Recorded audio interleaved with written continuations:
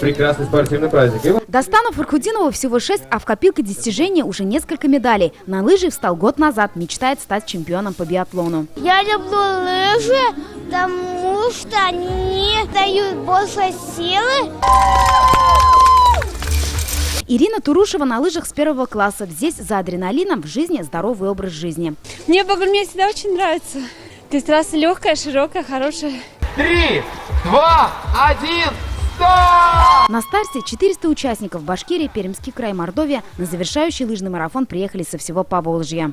У нас приехало 12 человек. Это куча эмоций, радости.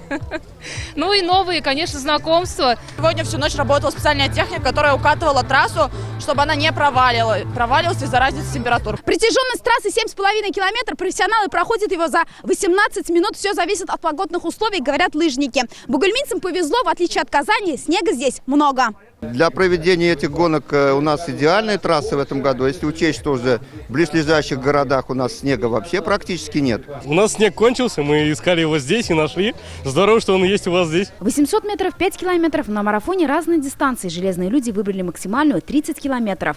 Желание есть пробежать 30 километров, никогда этого не делал, и побороть страх.